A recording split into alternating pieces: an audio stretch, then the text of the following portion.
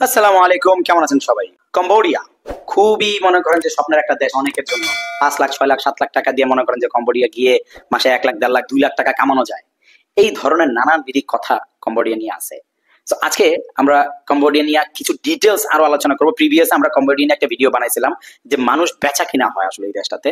So এইটা নিয়ে আমরা একটা ভিডিও বানাইছিলাম, যারা দেখেন নাই ওখানে অনেক ইনফরমেশন পেয়ে যাবেন, ওই ভিডিওটা দেখে নিতে পারেন। আদারওয়াইজ আজকের ভিডিওটা ওই ছাড়া আরো কিছু রিলেটেড, কিভাবে আপনারা নিজেরা যেতে পারবেন, কিভাবে আপনারা অ্যাপ্লাই করতে পারবেন, বা কিভাবে কাজ খুঁজতে পারবেন, মোটামুটি যতটুকু ডিটেলস দেওয়া যায় এবং সতর্ক করা যায় আমরা আজকে সেই জিনিসটা চেষ্টা করবো। তো চলুন দেরি না করে চলে যাই আমাদের মূল ভিডিওতে।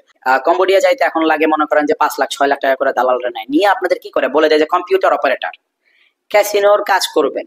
আপনারা বুঝেই না ক্যাসিনোর কি কাজ করবেন, কম্পিউটার অপারেটর কি কাজ করবেন বুঝেন না, গিয়া বিক্রি হইতেছে, সেটা আগের ভিডিওতেও বলছি যে বিক্রি করে দিতেছেন, নানান বিধি প্রতারণায় পড়তেছেন, নানান বিধি ঝামেলা পড়তেছেন। অনেক ভাই ওয়ার্ক ভিসা নিয়ে যেতেছে, মানে যাইতেছে কাজের কথা কইয়া নিয়ে যেতেছে, কিন্তু যাওয়ার পর কি হয়, তারা চাকরি দিতে পারে না। তাকে চাকরি দেয় মনে করেন যে মাসে 10 দিন, ওই 10 দিনের মধ্যে যে চাকরি করে, যে কাজ করে, এটা তার নিজের চলে না, এর মধ্যে আবার কমিশন খায় ফেলায়। সো এই ধরনের অনেক অনেক প্রতারণা, অনেক সমস্যা আছে কম্বোডিয়াতে। প্লিজ ভাই যাওয়ার আগে বিবেচনা করে বুঝা তারপরে যায়েন। দালালদের মিষ্টি কথা ভুইলা নিজের লাইফটা, নিজের সময়টা, আপনি ৫ লাখ, 6 লাখ তো খোয়াইতেছেন, তারপর আবার যে সময় নষ্ট করতেছেন, আবার টাকা দিয়ে ফেরত আসতেছেন, এরকম অনেকেই হয়। ঠিক আছে, আবার হ্যাঁ অনেকে যায় যারা হচ্ছে ২ নম্বরী কাজ করতে প্রস্তুত, হারাম ভাবে পয়সা কামাইতে প্রস্তুত, তারা আবার টুকটাক পয়সাও কামাইতেছেন যে তা না, আমি সেটা বলবো না, কামাইতেছেন। তো হারাম কামাইতে চাইলে আপনি যেতে পারেন ভাই। ওখানে যে আমার মানুষের সাথে বাটপারি করতে হয়, ক্যাসিনো বলতে আমাদের বাংলাদেশে জুয়াগুলা খেলা হয়, এই ওখান থেকে অনেক অনেক ক্ষেত্রে ওদিক থেকে কন্ট্রোল হয়। সো ওই জিনিসগুলো হচ্ছে কি আপনার হারাম পয়সার ভিতরে পড়ে, যে আপনার ওগুলো করতে পারেন। আদারওয়াইজ যে লিগেল কিছু ওয়ে আছে সেগুলো আমি আপনাদের বলি। সেটা হচ্ছে কম্বোডিয়া যাইতে ভাই যে এত টাকা যে নেয়, এত টাকা লাগে না।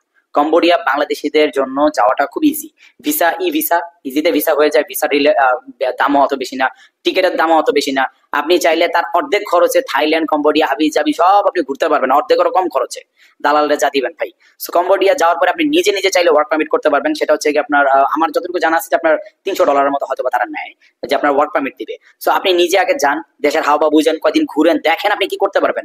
আপনি যে দালালরা ৬ লাখ দিবে সেটা না দিয়ে ভাই ৫ লাখ টাকা নিজের পকেটে রেখে দেন, ১ লাখ টাকা খরচ করে প্লেন ভাড়া, হাবি যাবি, ঘোরাফেরা সব করতে যান, যা পজিশন দেখেন বুঝেন। যদি মনে করেন যে কিছু করার মতো আছে, তাহলে আপনি যে ৫ লাখ দালালের দিনে সেই ৫ লাখ আপনি ওখানে নিয়ে কোনো ব্যবসা বাণিজ্য করতে পারেন। ওখানে করার মতো সুযোগ সুবিধা আছে।